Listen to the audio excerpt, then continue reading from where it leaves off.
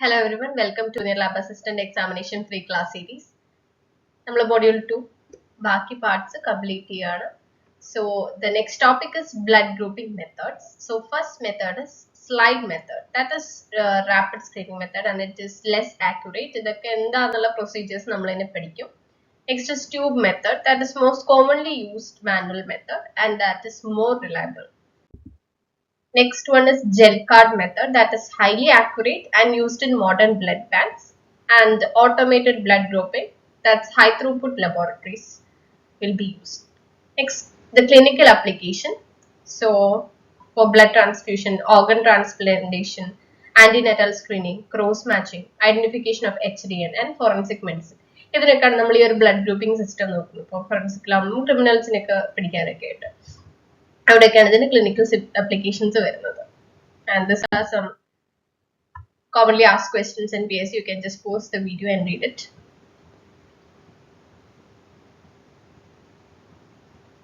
So ഈ blood ഗ്രൂപ്പിന്റെ ഓരോ ആന്റിജൻ ആന്റിബോഡി ഇതൊക്കെ നന്നായി പഠിച്ചു വെക്കാം.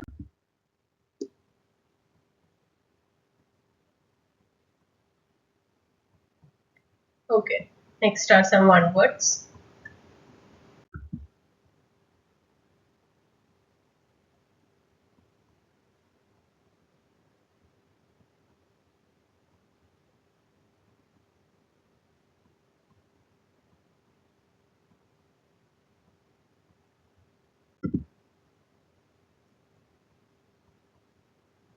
Okay, next topic is blood grouping techniques. That involves cell grouping and serum grouping and slide and tube method. നമ്മൾ already പറഞ്ഞു. So first one is blood grouping technique. So blood grouping is a laboratory procedure used to determine a person's ABO blood group and RH type by detecting antigens on RBCs and antibodies in plasma. RBCയിലെ antigens detect ചെയ്തിട്ടും അതുപോലെ തന്നെ പ്ലാസ്മയിലെ ആന്റിബോഡീസിനെ കണ്ടുപിടിച്ചും കൊണ്ട് ബ്ലഡിന്റെ ഗ്രൂപ്പിൽ ഏത് ABO blood ഗ്രൂപ്പിലാണെന്നും അതുപോലെ തന്നെ RH positive ആണ് നെഗറ്റീവ് ആണെന്ന് കണ്ടുപിടിക്കുന്നതിനാണ് നമ്മൾ ബ്ലഡ് ഗ്രൂപ്പിംഗ് എന്ന് പറയുന്നത്. എന്തിനൊക്കെയാണ് ബ്ലഡ് ഗ്രൂപ്പിംഗ് നമ്മൾ പറഞ്ഞു, അതിന്റെ ഇമ്പോർട്ടൻസ് എന്താണെന്നുള്ളത്. ഇനി ബ്ലഡ് ഗ്രൂപ്പിംഗിന്റെ മെയിൻ പ്രിൻസിപ്പിൾ എന്താണെന്ന് നമുക്ക് നോക്കാം. So that is agglutination. So blood grouping is based on the agglutination reaction between the blood group antigens on RBCs and their corresponding antibodies. So agglutination or clumping, that's an antigen is present. Where no agglutination happens, antigen is absent. Okay, this is the basic principle behind it. Next, types of blood grouping. Blood grouping is performed by two methods. First one is cell grouping. Otherwise, we can call it as forward grouping or serum grouping or reverse grouping. Okay, so both tests should agree before reporting the blood group. First വരുന്നതാണ് cell grouping അല്ലെങ്കിൽ forward grouping method. That's the identification of A and B antigens on the patient's RBC using anti-sera. So it is also called forward grouping or cell typing. ആദ്യത്തെയാണ് cell grouping. Cell grouping identification എങ്ങനെയാണ്? A and B antigens on the patient's RBCs using anti-sera. So anti-sera is a serum that is rich in antibodies.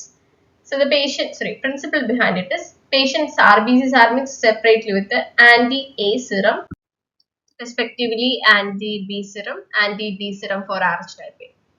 Next, if the corresponding antigen is present on the RBC, agglutination occurs. And these are the reagents required. For anti-A antisera, it's blue. Anti-B antisera, it's yellow in color. And anti-D antisera is colorless and clear. And normal saline if required. Next, ഓരോ ഗ്രൂപ്പും എങ്ങനെ react ചെയ്യുന്നതാണ്. So reaction with anti-A is positive and reaction with anti-B is negative ആണെങ്കിൽ we can say it is A group. So correspondingly, you can just go through. Next, the advantages of this method is which is simple, rapid and a routine method that detects RBC antigens. Next is serum grouping or reverse grouping technique. That's the second type, where the serum grouping identifies naturally occurring antibodies in the patient's serum using non-red cells. So it is also called reverse grouping method or serum typing. So the patient's serum is tested against non-A cells and non-B cells, where agglutination indicates the presence of corresponding antibody. Where reaction with A cells is negative, reactions with the B cells positive, and we can say it is the blood group is A. Okay, നേരെ reverse ആണ്. So it's easy to study. Next, that importance of this type is confirms the result of forward grouping and detects blood group discrepancies and improves transfusion safety. Next, these are some difference between cell grouping and serum grouping. അതിനൊരു example comparison ആണ്. So cell grouping ആണ് നമുക്ക് അതിന് എന്ത് പറയാം, forward grouping എന്നും, serum group ആണെങ്കിൽ നേരെ റിവേഴ്സ് ഗ്രൂപ്പിംഗ് എന്ന് പറയാം.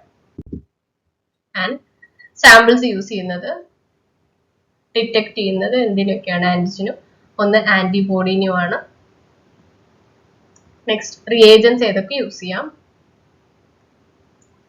So what are the purpose. Okay, next methods ആണ് blood grouping methods. Two common manual methods are, one is slide method and the other one is tube method. So slide method എന്താണെന്ന് നമുക്ക് നോക്കാം. Slide method is a rapid technique in which blood is mixed with antisera on a clean glass slide and observed for agglutination. So agglutination occurs if the corresponding antigen is present on RBC എന്നുള്ള principle നമുക്കറിയാം. So requirements എന്തൊക്കെയാണ് ഹെപ്പാറ്റസിന് വേണ്ടി? Clean glass slide, 3 serum, sterile applicator sticks and patient blood sample. And the procedure comes like, place 3 separate drops of anti-A, anti-B, anti-D, anti-Sera on a clean slide. Add a small drop of the patient's blood to each reagent. Mix each drop with separate applicator stick. Gently rock the slide for 1 to 2 minutes. Observe for agglutination under good light. So here is the interpretation. Anti-A reactive positive ആണെങ്കിൽ, അതുപോലെ anti-B negative ആണെങ്കിൽ we can confirm it as group A blood. So respectively. And for RH typing, agglutination occurs with anti-D, we can say RH positive. If no agglutination occurs, that is RH negative. So these are the advantages, that is rapid, easy, economical, inexpensive, then suitable for emergency screening. Disadvantages are less accurate, some chances are there, and drying of reagents may cause false result. Not recommended for weak reactions, should be confirmed by the tube method. So first one is slide method, അടുത്താണ് നമ്മൾ പഠിക്കുന്നത് tube method. So this is the tube method. The tube method is the standard manual method for blood grouping and is more reliable as well. അതിന്റെ principle എന്താണ് വരുന്നത്? ഇവിടെ പേഷ്യന്റിന്റെ ആർബിസ് ആന്റിസെറ ആയിട്ട് mix ചെയ്തിട്ട് ലാബിലെ test ട്യൂബിൽ വെച്ചിട്ട് ഇൻക്യുബേഷനും സെൻട്രിഫിക്കേഷനും കഴിഞ്ഞിട്ട് ശേഷം മാത്രമേ അഗ്ലൂട്ടിനേഷൻ ഒബ്സർവ് ചെയ്യുന്നുള്ളൂ. അതാണ് അവിടെ ഒരു ഡിഫറൻസ് വരുന്നത്. പിന്നെ requirements test tubes and serums and patients RBC, suspension, centrifuge and saline. So label 3 test tube as A, B, D and add 1 drop of the respective antisera to each tube, and add 1 drop of the patient's RBC suspension and mix it gently. Centrifuge briefly or incubate if required and gently resuspend the cells and observe for agglutination. ഇൻക്യുബേഷനും സെൻട്രിഫിക്കേഷനും ശേഷം മാത്രമേ നമ്മൾ ഇത് observe ചെയ്യുള്ളൂ. അതുകൊണ്ടാണ് tube method കുറച്ചുകൂടി reliable ആയിട്ട് നമ്മൾ പറയുന്നത്. Okay, so it's almost same as the slide method. So then the advantages are, which is highly accurate, more sensitive, and detects weak antigens, reduces false result, and standard method used in blood banks. The advantages എന്ന് പറഞ്ഞാൽ takes more time. നമുക്കറിയാം ആ ഒരു observation ഒക്കെ കുറച്ച് സമയം എടുക്കും, incubation അതുപോലെ തന്നെ centrifugation, and requires centrifuge and trained person. So here is just a quick comparison between slide method and tube method. Just ഒന്ന് വായിച്ചു നോക്കാം. Okay.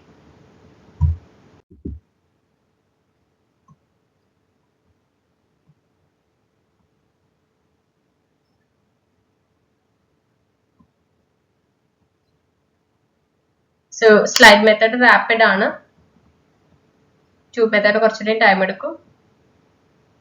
പിന്നെ അതിന്റെ apparatus and sensitivity, reliability കൂടുതലും tube മെത്തേഡിനാണ് more reliable. So clinical significance same process തന്നെയാണ് വരുന്നത്. എന്തിനാണ് blood grouping use ചെയ്യുന്നത്? Safe blood transfusion, cross matching, same കാര്യങ്ങളാണ്. വീണ്ടും റിപ്പീറ്റ് ചെയ്യണ വായിക്കുന്നില്ല. Okay, next precautions എന്തൊക്കെ വേണം? You need to use fresh, properly labeled samples. Old ആയതും coagulated ആയിട്ടൊന്നും യൂസ് ചെയ്യരുത്. And use glassware, clean glassware and separate applicator sticks. നമ്മൾ ക്ലീനിങ്ങിന്റെ കാര്യം നമ്മൾ ഒരുപാട് പ്രൊസീജിയർ ആയിട്ട് പഠിച്ചിട്ടുള്ളതാണ്, അതുകൊണ്ട് അത് ഇത്ര ഇമ്പോർട്ടന്റ് ആയിട്ട് കൊടുത്തിട്ടുള്ളത്. Then check the expiry date of antisera. So first out rule ഇതൊക്കെ ഓർത്ത് വയ്ക്കാം. Next, avoid contamination of reagents. Read results within the recommended time.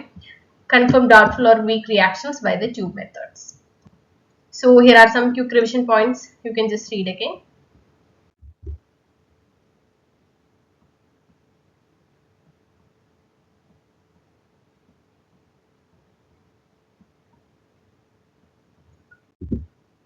Video just pause ചെയ്തൊന്ന് വായിച്ചാൽ മതി.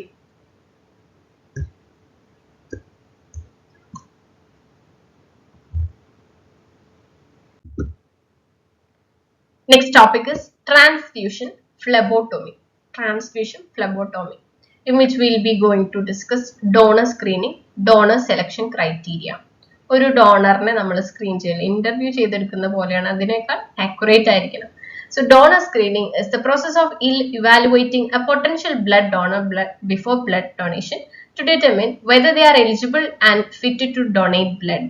അപ്പോൾ പലരും ബ്ലഡ് ഡൊണേറ്റ് ചെയ്യാൻ പോകുമ്പോൾ അവരുടെ വെയിറ്റ്, ഫിസിക്കലി ഫിറ്റ് ആണോ, അവരുടെ എല്ലാ കാര്യങ്ങളും ശ്രദ്ധിക്കാറുണ്ട്. അതേപോലെ അവർക്ക് എയ്ഡ്സ് ഉണ്ടോ, ഇതൊക്കെ നമ്മൾ പെട്ടെന്ന് ശ്രദ്ധിക്കണം. Okay, so it includes registration, medical history, physical examination, എന്തെങ്കിലും രോഗമുള്ള ആളാണോ, ഇത്രയും കാര്യങ്ങൾ ചെക്ക് ചെയ്ത്, അതുപോലെ തന്നെ ലബോറട്ടറി ടെസ്റ്റിംഗ്, റിസ്ക് അസസ്മെന്റ്, ഇത്രയും കാര്യങ്ങളുണ്ട്. ഇൻകോമ്പാറ്റബിൾ ആയി വന്നു കഴിഞ്ഞാൽ അവിടെ നമുക്ക് എന്ത് വരാം, ഇഷ്യൂസ് വരാം. So what are the objectives of donor screening?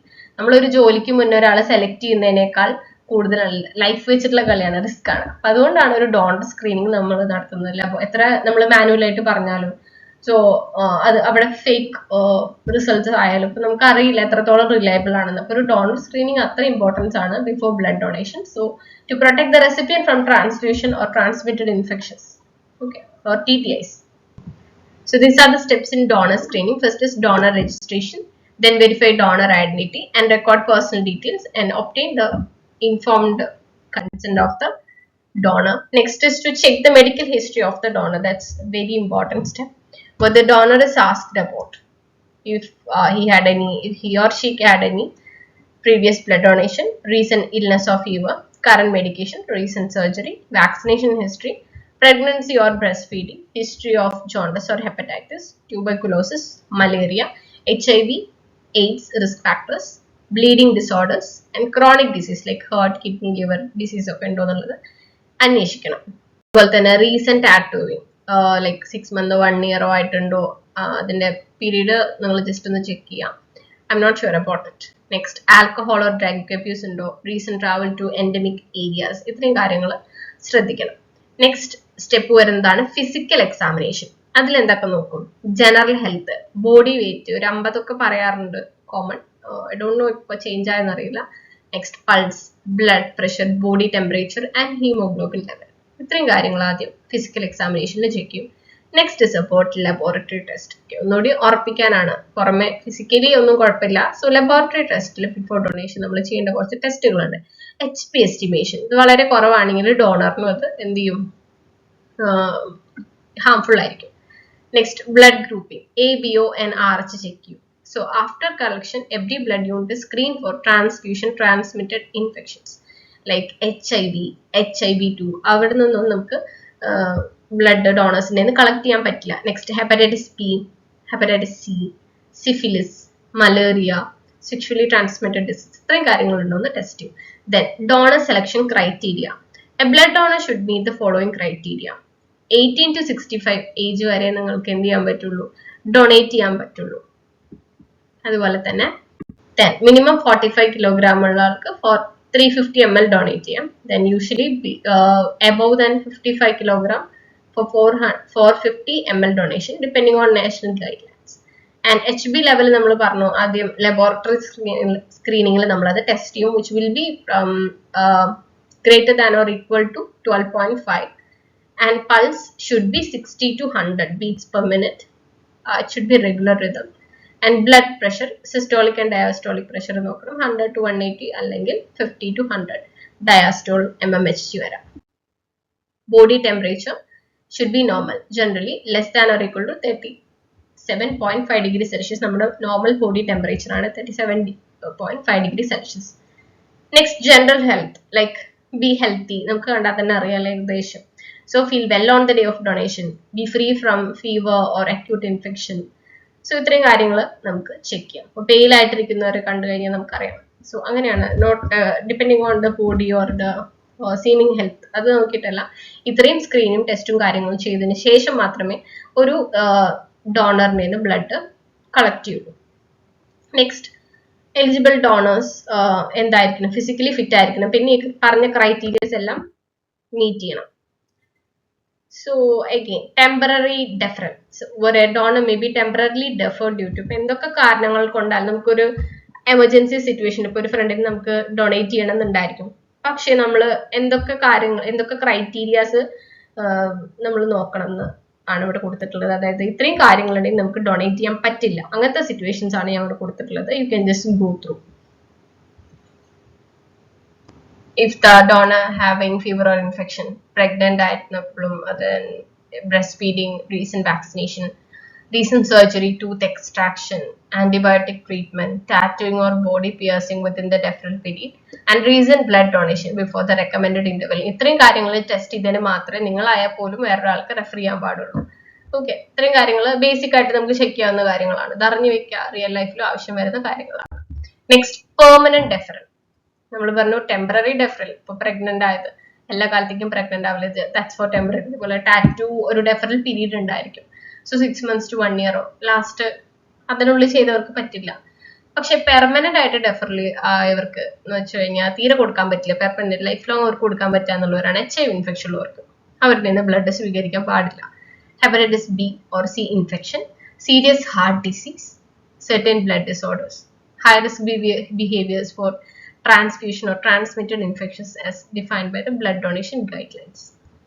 So ഒരു ഡോണർ സ്ക്രീനിങ് പോലെ തന്നെ ഇമ്പോർട്ടന്റ് ആയിട്ടുള്ള ഒരു കാര്യമാണ് ബ്ലഡ് ഡൊണേഷൻ ഇന്റർവെൽ. നമ്മൾ ഭയങ്കര ദാനശീലം ഉണ്ടെന്ന് വെച്ചാൽ എല്ലാ മാസം നമുക്ക് പോയിട്ട് ബ്ലഡ് ഡൊണേറ്റ് ചെയ്യാൻ പറ്റില്ല. If the beneficiary is only all blood donation at least 3 months അല്ലെങ്കിൽ 12 weeks ബിറ്റ്വീൻ ഡൊണേഷൻസ് ആ ഒരു ഗ്യാപ്പ് ഇട്ടിട്ട് വേണം ഡൊണേറ്റ് ചെയ്യാനായിട്ട്. That's A commonly use standard. Okay, then next are the types of blood donors. ഇപ്പോൾ voluntary donor ഉണ്ടായിരിക്കും, ഞാൻ കൊടുക്കാം അല്ലെങ്കിൽ സഹായിക്കാന്ന് പറഞ്ഞു വരുന്ന ഒരു വോളണ്ടറി ഡോണർ ഉണ്ടായിരിക്കും. So donates blood willingly without payment and considered the safest type of donor. Next is the replacement donor, were the donated blood to replace blood used for a relative or friend. Okay, then autologous donor, who donates blood for their own future use, and a directed donor who donates blood for a specific recipient. And importance of voluntary blood donation, അതാണ് നമ്മൾ safe ആയിട്ടും consider ചെയ്യുന്നത്. were the lower risk of transfusion transmitted infections and better donor complaints, which will be safe and adequate blood supply and encourages regular donation as well. Next is donor deferral. ഡോണറിനെ എപ്പോഴൊക്കെ നമുക്ക് reject ചെയ്യേണ്ടി വരും. were deferral is the temporary or permanent postponement of blood donation because the donor does not meet the eligibility criteria. അപ്പം ഒരു ഡോണറിനെ നമ്മൾ defer ചെയ്യുന്നത് ഡോണറിനും മാത്രമല്ല പേഷ്യന്റിനും, അല്ലെ ആരാണോ ബ്ലഡ് റിസീവ് ചെയ്യുന്നത് ആളുടെയും പ്രൊട്ടക്ട് ചെയ്യാൻ വേണ്ടിയിട്ടാണ്. സോ ഇതൊന്നും കാണാപ്പാടം പഠിക്കേണ്ട പോയിന്റ്സ് അല്ല, ജസ്റ്റ് ഒന്ന് വായിച്ച് മനസ്സിലാക്കിയാൽ മതി. ഒരു സ്റ്റേറ്റ്മെന്റ് ടൈപ്പ് ചോദിച്ചാൽ നിങ്ങൾക്ക് അത് പെട്ടെന്ന് ആൻസർ ചെയ്യാൻ പറ്റും. സോ ഇത്തരം കാര്യങ്ങൾ, ഏജും കാര്യങ്ങളൊക്കെ എന്തായാലും കാണാപ്പാടം പഠിക്കേണ്ടതാണ്. സോ ഇത് ആലോചിച്ചൊന്ന് വെച്ച് പഠിക്കുക. You can just go through it. Minimum HB, minimum weight of donor, safest type ഏതാണ്, ചിലപ്പോൾ ഇങ്ങനെയൊക്കെ ചോദിക്കാം. ഡയറക്റ്റ് ഡോണർ, സ്പെസിഫിക് റെസിപ്പിയന്റ് കൊടുക്കുന്നതാണ്. ഓക്കെ, അത്രയും കാര്യങ്ങൾ. അതുപോലെ പെർമനന്റ് ഡെഫറൽ, ടെമ്പററി ഡെഫറൽ ആരൊക്കെയാണ്, ആർക്കൊക്കെ അത് കഴിഞ്ഞ് കൊടുക്കാൻ പറ്റും, ടാറ്റു, സോ അതിന്റെ പീരീഡ് കാര്യങ്ങളൊക്കെ ഒന്ന് ജസ്റ്റ് റിസർച്ച് ചെയ്യുക. ഈ ഒരു പോയിന്റ്സ് മാത്രമല്ല, അപ്പൊ നിങ്ങൾക്ക് കൂടുതൽ റിസർച്ച് ചെയ്യാനുള്ള പോയിന്റ്സ് ഇതിലുണ്ട്. ഇപ്പോൾ HIV വന്നു കഴിഞ്ഞാൽ ഹെപ്പറ്റൈറ്റിസ് B എന്താണ്, ഹെപ്പറ്റൈറ്റിസ് C എന്താണ്, സിഫിലിസ് എന്താണ്, മലേറിയ ആരാണ് പരത്തുന്നത്, അത്രയും കാര്യങ്ങളൊക്കെ ഒന്ന് ജസ്റ്റ് ചെക്ക് ചെയ്യുക. അപ്പൊ നിങ്ങൾക്ക് തന്നെ അത് മൈൻഡിൽ നിൽക്കും. Okay, next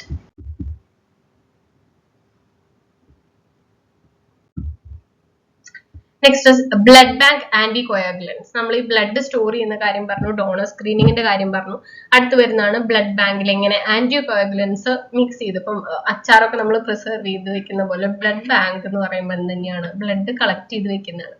അതിലെങ്ങനെ anti coagulants use ചെയ്യാം. So blood bank anticoagulants are chemical solutions added to blood collection bags to prevent clotting and preserve blood cells during storage. These solutions contain anticoagulants as well as preservatives that maintain the viability and function of the RBCs. നമുക്ക് dead ആയ അല്ലെങ്കിൽ coagulated ആയിട്ടുള്ള ഒരു blood റെസിപ്പിയന്റിന് കൊടുത്തിട്ട് കാര്യമുണ്ടില്ല. So അതിന് viability അതിനെ preserve ചെയ്ത് in R B സിസിനൊക്കെ അതേ മോർഫോളജിയിൽ വെക്കുന്ന ഒരു ആന്റി കൊയാഗുലന്റ് വേണം നമ്മൾ എടുക്കാനായിട്ട്. സോ എന്താണ് ഫംഗ്ഷൻ ഒരു ആന്റി കൊയാഗുലന്റിന്റെ എന്ന് പറഞ്ഞാൽ എന്താ? കട്ട പിടിക്കാതിരിക്കുക എന്നാണ് മലയാളത്തിൽ meaning. So preventing blood clotting and preserve R B C cell viability, maintain the pH, don't forget that point, and also provide nutrients for RBC metabolism. Okay, അതിന് ഡൈലി ആയിട്ട് വെക്കാനാണ്.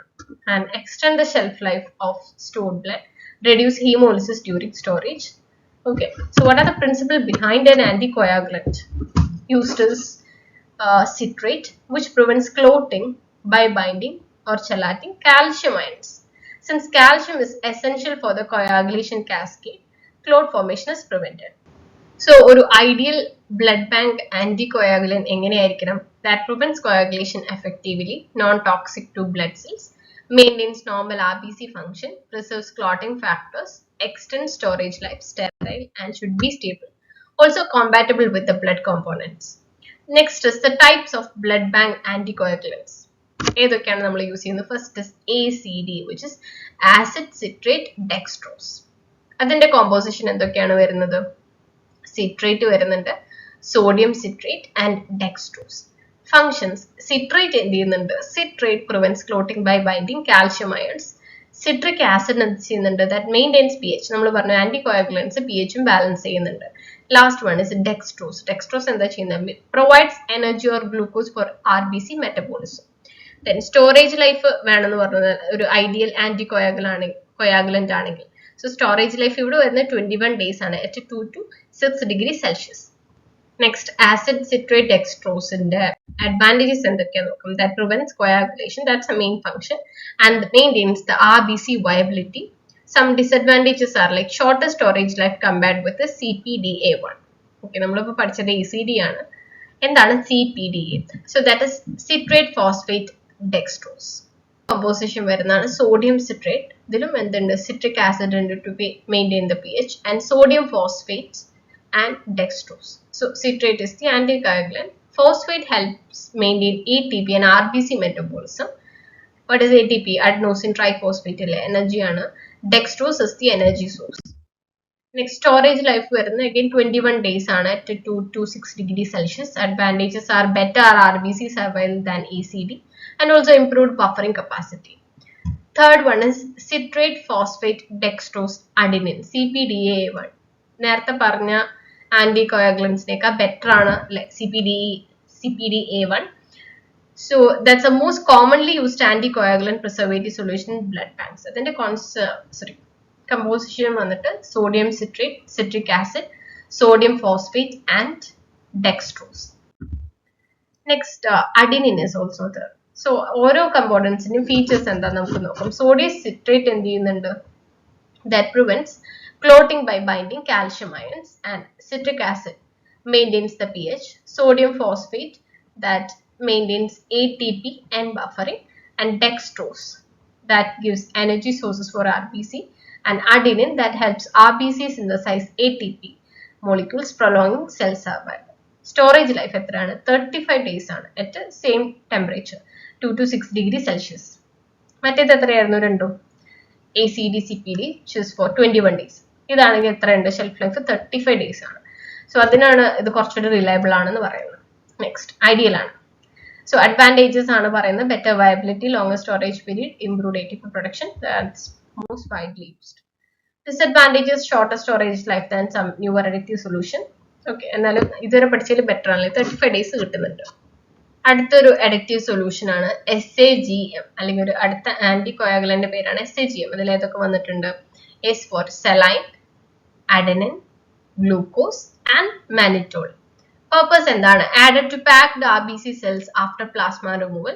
Functions like saline എന്ത് ചെയ്യുന്നുണ്ട്? That maintains osmotic balance, and adenine, that's ATP production, glucose is energy source, and mannitol that protects RBC membrane and reduces hemolysis.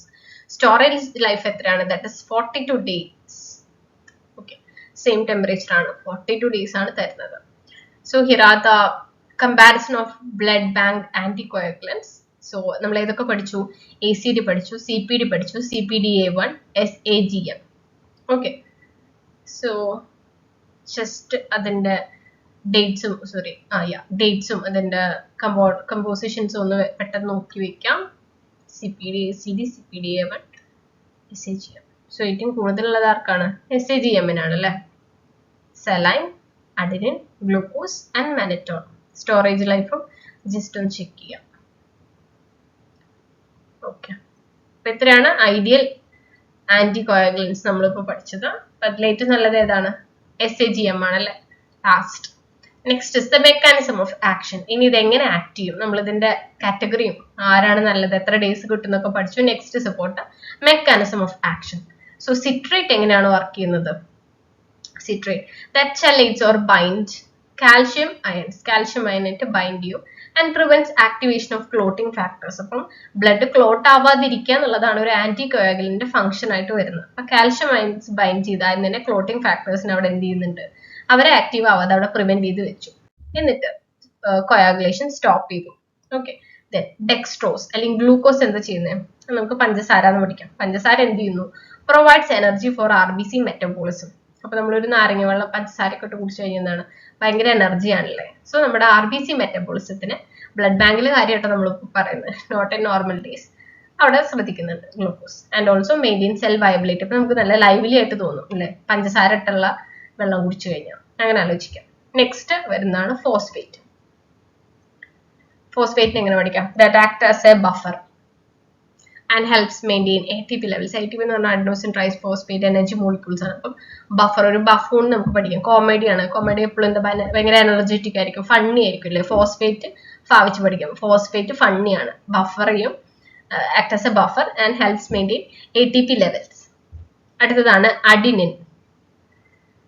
Adenine required for ATP synthesis extends RBC survival during storage. Adenine. അപ്പം adenine എങ്ങനെ പഠിക്കാം? Again ATP-നെ, ഈ എനർജീനെ ഉണ്ടാക്കണ അടിച്ചിങ്ങനെ അഡിന്ന് പഠിക്കാം. അടിച്ച് എന്ത് ചെയ്യാണ്? ATP-നെ synthesise ചെയ്യും. ഓക്കെ, അതുപോലെ തന്നെ RBC-നെ സർവൈവ് ചെയ്യാനായിട്ട് കുറെ കാലത്തേക്ക് സ്റ്റോറേജ് ചെയ്യാനായിട്ട് ഹെൽപ്പ് ചെയ്യും. അപ്പൊ ചെറുപ്പത്തിൽ അടി കൊണ്ട് വളർന്ന് നമ്മൾ നല്ല കുട്ടികളാന്ന് പറഞ്ഞാൽ അടിച്ചിട്ട് എന്ത് ചെയ്തു? ATP സിന്തസൈസ് ചെയ്തു, എനർജി കൊടുത്തിട്ട് കുറെ കാലത്തേക്ക് സർവൈവ് ചെയ്യിപ്പിച്ചു. അതാണ് അഡിനിന്റെ ജോലി. Next is mannitol. ലാസ്റ്റ് വരുന്നതാണ് mannitol. That stabilizes RBC membranes and reduces hemolysis. So mannitol എങ്ങനെ പഠിക്കാം? ഓക്കെ, നിങ്ങളുടേതായ ഒരു രീതി കണ്ടുപിടിക്കാം. So I'm not spoon feeding, so I'm just talking. So next is about storage conditions. നമ്മൾ ഇതിനെ ആന്റികോയാഗുലന്റ് പഠിച്ചു, അതുപോലെ എന്തൊക്കെ കമ്പോസിഷൻ അതിൽ വരുന്നുണ്ട്, അതെങ്ങനെ ആക്ട് ചെയ്യുന്നു എന്ന് പഠിച്ചു. ഇനി നമുക്ക് എങ്ങനെ സ്റ്റോർ ചെയ്യാന്ന് പഠിക്കാം. ഓക്കെ, നമ്മൾ പറഞ്ഞു ഒരു normal temperature. So the whole blood kept under 2 to 6 degrees Celsius. Next, what are the clinical significance of this? Blood bank anticoagulants. ഒരു സർജറി വന്നാലോ അല്ലെങ്കിൽ പെട്ടെന്ന് ഒരു എമർജൻസി കേസ് വന്നാലും നമുക്കറിയാം ബ്ലഡ് ബാങ്കിലാണ് നമ്മൾ അന്വേഷിക്കുക. That prevent clot formation during storage and maintain RBC viability, reduce hemolysis and improve transfusion safety, increase shelf life of stored blood. ഇത്രയും കാര്യങ്ങൾക്ക് നമുക്ക് വേണ്ടത് കൊണ്ട് അതിന്റെ സ്റ്റോറേജിന്റെ clinical significance it's very important to study. Next are some questions. You can just go through it.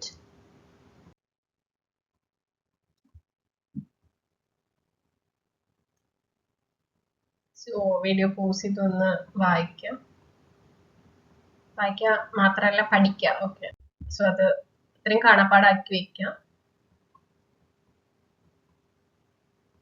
ഓരോന്നിന്റെ composition നോക്കുക. ഇതുപോലെ തന്നെ എന്തെങ്കിലും ഫണ്ണി ആയിട്ടുള്ള മെത്തേഡ്സ് വെച്ച് പഠിക്കാൻ നോക്കുക. അപ്പം നമുക്ക് ബോറടിക്കില്ല, പഠിക്കാൻ തോന്നില്ല നമുക്ക്. It will be like an entertainment. Next is about the compatibility testing and issue of blood. So compatibility testing എന്ന് പറഞ്ഞാൽ എന്താണ്? That's a laboratory procedure performed before blood transfusion to ensure that the donor's blood is compatible with the recipient's blood. ഇത്രയും donor screening of blood store ചെയ്യുന്ന പഠിച്ചു, അതിന്റെ ആന്റികോഗുലൻസ് പഠിച്ചു, എത്രയും കാര്യങ്ങൾ പഠിച്ചു. ഇനി ആ റെസിപ്പിയന്റിന് കിട്ടിയത് എങ്ങനെ ഡോണറിന്റെ ബ്ലഡിനോട് റിയാക്ട് ചെയ്യുന്നതോടെ നമ്മൾ നോക്കണം, അല്ലെ കോമ്പാറ്റബിലിറ്റി ടെസ്റ്റ് ചെയ്യണം. അതെങ്ങനെ ചെയ്യാം? It includes ABO blood grouping, RH typing, antibody screening were applicable, and cross matching. So the primary aim is to prevent hemolytic transfusion reactions and ensure safe transfusion. So what are the objectives of compatibility testing? Match ayonu nokkate. So ensure donor and recipient blood are compatible first, prevent transfusion reactions, detect clinically significant antibodies, confirm the correct ABO and RH blood group, ensure safe blood transfusion. So ഇതൊക്കെ നമുക്ക് ലാബിൽ ചെയ്യാവുന്ന കാര്യങ്ങളാണ് അല്ലേ, ഇത്രയും സ്ക്രീനിങ്ങും കാര്യങ്ങളും compatibility test ചെയ്യുക വിത്ത് antibody നോക്കിയിട്ട്. Next, the steps in compatibility testing. First one is patient identification. Verify the patient's identity, confirm the blood sample label, and check the blood request form. And incorrect patient identification is one of the most common causes of transfusion errors. രോഗികളുടെ പേരും ഇതും കാര്യങ്ങളും അങ്ങോട്ടും ഇങ്ങോട്ടും തെറ്റിപ്പോകും. നമ്മൾ ഓരോ samples label ചെയ്യുമ്പോൾ തന്നെ പറഞ്ഞു അല്ലേ, അതിന് QR കോഡ് എടുക്കാൻ ഏറ്റവും ബെസ്റ്റ്, അല്ലെങ്കിൽ ബാർകോഡ് കൊടുക്കുക, അതിൽ ഡേറ്റ്, ഏരീസ്, ഹോസ്പിറ്റൽ നമ്പർ, പേഷ്യന്റെ പേര്, അഡ്രസ്സ്, ഡേറ്റ് ഓഫ് ബർത്ത് വരെ ചിലപ്പോൾ സെയിം ആയി വരുന്ന പല പേഷ്യൻസ് ഉണ്ടായിരിക്കും. അത് തെറ്റിപ്പോകാതിരിക്കാം. നെക്സ്റ്റ് വന്നിട്ട് സെയിം ഗ്രൂപ്പ് ആണോ എന്ന് ചെക്ക് ചെയ്യേണ്ടതാണ്. RH പോസിറ്റീവ് ആണോ നെഗറ്റീവ് ആണോ നമുക്ക് അതിൽ തന്നെ അറിയാം. Next, antibody screening. Antibody screening എന്ന് പറഞ്ഞാൽ എന്താ? Recipient serum is screened for unexpected or irregular antibodies that may react to the donor RBC. അങ്ങനെ ഒരു റിസ്ക് അവിടെ ഉണ്ട്. Examples like anti-D, anti-K and anti-E. This helps prevent delayed hemolytic transfusion reactions. അടുത്തത് എന്താണ്? Cross matching compatibility test. So that's a final compatibility test performed before issuing blood. So last step ആണ് where it detects incompatibility between the donor RBC and the recipient serum. So types of cross matchings ഏതൊക്കെയാ നമുക്ക് നോക്കാം. First വരുന്നതാണ് major cross matches, recipient serum plus donors RBC. So this is the most important cross match because it checks whether the recipient has antibodies against the donors RBCs. അപ്പം നമ്മൾ പറഞ്ഞ പോലെ compatible ആണോ compatible അല്ലേ നോക്കാനായിട്ട് അവിടെ RH agglutination നടക്കുന്നുണ്ടോ എന്ന് നോക്കുക, ഓർ ഹീമോലിസിസ് RBCസിനെ ഡിസ്ട്രക്ട് ചെയ്യാനുള്ള ആന്റിബോഡീസ് അവിടെ ഉണ്ടോ എന്ന് നോക്കുക. ഒരാൾ നമ്മളെ ഹെൽപ്പ് ചെയ്ത് നമുക്ക് ഡൊണേറ്റ് ചെയ്തിട്ട് നമ്മളുടെ ഉള്ളിലുള്ള ആൾക്കാരെ അതിനെ ഡിഫെൻഡ് ചെയ്താലോ. സോ അതിനാണ് നമ്മൾ ഈ ഒരു ടെസ്റ്റ് ചെയ്യുന്നത്, ഒരു അഗ്ലൂട്ടിനേഷൻ അവിടെ ഉണ്ടാവുന്നുണ്ടോ എന്ന് ടെസ്റ്റ് ചെയ്യുക. അതാണ് major cross match. Minor cross match എന്താണ്? Donor serum plus recipients RBC. This test detects antibodies in the donor's plasma against the recipient's RBC. നേരെ തിരിച്ചു നടക്കാം. So it's of less importance today, especially when transfusing packed RBCs because most donor plasmas report. So yeah, next is the differences between major and minor cross matching. You can just go through it. Next is the methods of cross matching. So that's first one is the immediate spin technique. Immediate spin technique where it detects ABO incompatibility performed at room temperature, and rapid screening method where we can check if the agglutination happens or not. Second വരുന്നതാണ് saline tube method. Saline tube method, that's simple tube method and it detects agglutination. Third വരുന്നതാണ് indirect antiglobulin test. Cross matching technique ആണ് where most sensitive method ആണ് where detects clinically significant IgG, immunoglobulin G antibodies are there and commonly used in modern blood banks. Next is the interpretation of compatibility where in the compatible aanengil there is no agglutination, no hemolysis, blood can be issued. Then ഇൻകോമ്പാറ്റബിൾ ആണ് നമുക്ക് എങ്ങനെ അറിയാം? Agglutination present ആണെങ്കിൽ എടുക്കാൻ പറ്റുമോ? ഇല്ല. ഹിമോലിസിസ് ഉണ്ടെങ്കിൽ അങ്ങോട്ടും ഇങ്ങോട്ടും ഡിസ്ട്രക്ട് ചെയ്യുന്ന ഫൈറ്റ് ചെയ്യുന്ന ആൾക്കാരാണ് ഒരുമിച്ച് ഇടാൻ പറ്റും? ഇല്ല. So blood must not be issued at that time. Next, issue of blood എപ്പം നമുക്ക് കൊടുക്കാം? Okay, the process of releasing compatible blood or blood components from the blood bank for transfusion to the recipient. So here are the procedure for issuing blood. First, verified blood request. ഞാൻ പറഞ്ഞ പോലെ തന്നെ അങ്ങോട്ടും ഇങ്ങോട്ടും സാമ്പിളിലെ label മാറി ആസിഡും ആൽക്കലിക്കും മാറി ഒഴിച്ചു കഴിഞ്ഞാൽ എന്തായിരിക്കും? ഇവിടെ ഡേഞ്ചർ ആയിരിക്കും. അതുപോലെ തന്നെ ഇത്രയും കാര്യങ്ങൾ, ഇത്രയും ഡീറ്റെയിൽസ് ആദ്യം ചെക്ക് ചെയ്യുക. പേഷ്യന്റ് തന്നെയാണോ എന്ന് ഉറപ്പ് വരുത്തുക. പേര് മാറിപ്പോലും ഇതൊന്നും നമുക്ക് അവിടെ നടക്കാൻ പറ്റില്ല. നെക്സ്റ്റ്, ഫോർ ചെക്ക് കോമ്പാറ്റബിലിറ്റി നമ്മൾ ചെക്ക് ചെയ്തു അല്ലേ, ക്രോസ് മാച്ചിങ് ഒക്കെ ചെയ്ത് inspect the blood unit. Correct ലേബിളാണോ? ബ്ലഡ് ഗ്രൂപ്പ് കറക്റ്റ് ആണോ? Expiry date, storage condition, leakage ഉണ്ടോ, ഹിമോലിസിസ് നടന്നോ, ക്ലോട്ട് ഉണ്ടോ, ഡിസ്കളറേഷൻസ് എന്തെങ്കിലും ഉണ്ടോ എന്നൊക്കെ പ്രീ ചെക്ക് ചെയ്യാം. ദെൻ സ്റ്റോറേജ് ടെമ്പറേച്ചർ കറക്റ്റ് അല്ലേ എന്ന് നോക്കാം. ഓക്കെ, നെക്സ്റ്റ് ഡോക്യുമെന്റേഷൻ, ഒരു റെക്കോർഡ് വെക്കാം. Next, if transportation is required, use validated blood transport containers, maintain the cold chain. എന്താണ് cold chain? Storing method ആണല്ലേ. Deliver promptly to the ward or operating theatre. And some precautions that need to be took. Issue only compatible blood. Never issue expired blood. Check patient identity carefully. Ensure the blood bag is intact. Do not issue blood showing hemolysis leakage or contamination. ഉള്ളത് കൊടുക്കാൻ പറ്റും. നമ്മൾ store ചെയ്ത് വെച്ചിട്ട് അത് കളയണ്ടേന്ന് വിചാരിച്ചങ്ങനെ ഇരുന്നിട്ട് പറ്റില്ലല്ലോ. Expiry date കഴിഞ്ഞതും ലീക്കേജ് ഉള്ളതും ഹീമോലിസിസ് ആയിട്ട് കണ്ടാമിനേറ്റഡ് ആയിട്ടുള്ള നമുക്ക് ഒരിക്കലും ഇഷ്യൂ ചെയ്യാൻ പറ്റില്ല. അതുപോലെ തന്നെ പ്രോപ്പർ ടെമ്പറേച്ചറിൽ സ്റ്റോർ ചെയ്യാത്തത്. നെക്സ്റ്റ് ഓക്കെ, അതിന്റെ പോസിറ്റീവ് വശങ്ങളാണ്. You can just read it. ഇതൊക്കെ വായിച്ചുവിടാവുന്നതേ ഉള്ളൂ. സോ മേജർ ക്രോസ് മാച്ച് എന്താണ്, മൈനർ ക്രോസ് മാച്ച് എന്താണ്, കോമ്പാറ്റിബിലിറ്റീസ് എവിടേക്കാണ് വരുന്നത്, ഇത്രയും കാര്യങ്ങളൊന്ന് ജസ്റ്റ് നോക്കുക. ചിലപ്പം ലിസ്റ്റ് ചെയ്തിട്ടൊക്കെ ചോദിക്കാം എത്രയും കാര്യങ്ങൾ പ്രീ സ്ക്രീനിങ്ങിലുണ്ട് എന്നുള്ള കാര്യങ്ങളൊക്കെ. You can just read it. Okay, അടുത്ത് നമ്മൾ പഠിക്കാൻ പോകുന്ന 3 phases of cross matching. So modern compatibility testing is commonly performed in 3 phases to detect different types of antibodies. So the first phase വരുന്നതാണ് immediate spin phase or saline phase, performed at room temperature, that detects ABO incompatibility and mainly identifies immunoglobulin M antibodies. And agglutination occur in നമുക്ക് incompatible ആണെന്നും no agglutination ആണെങ്കിൽ proceed to the next phase. Phase 2 ലാണ് incubation phase at 37 degrees Celsius phase. So the principle is the test mixture is incubated at 37 degrees Celsius. That enhances the reaction of warm reactive antibodies, mainly IgG. Like human body na compatible ആയിട്ടുള്ള ഒരു temperature തന്നെയാണ്. That detects clinically significant antibodies that react to body temperature. Body ടെമ്പറേച്ചറിൽ react ചെയ്യുന്നത് test ചെയ്യാൻ വേണ്ടിയിട്ടാണ് നമ്മൾ അങ്ങനെ ഒരു ഇത് യൂസ് ചെയ്യുന്നത്.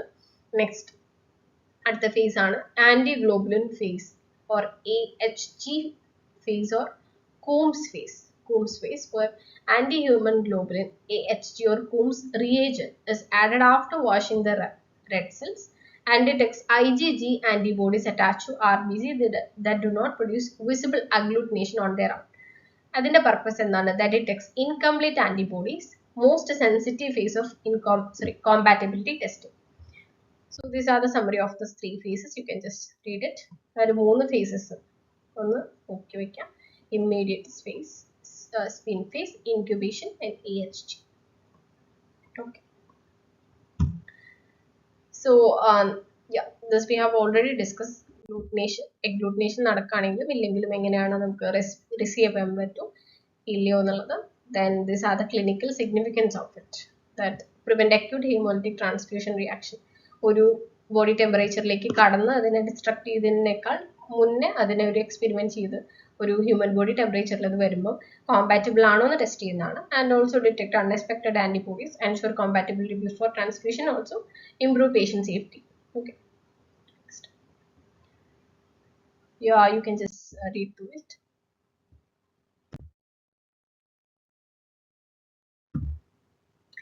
So thank you all for watching the video. നമ്മുടെ മൊഡ്യൂൾ 2 ഇവിടെ കംപ്ലീറ്റ് ആയിരിക്കുകയാണ്. നെക്സ്റ്റ് ടോപ്പിക് നമ്മൾ മൊഡ്യൂൾ 3 ആണ് എടുക്കുന്നത്. അപ്പോൾ ഇതുവരെയുള്ള പഠിച്ചതെല്ലാം ഒന്നുകൂടി റിവൈസ് ചെയ്യാം. So see you in the next session. Thank you all. Bye.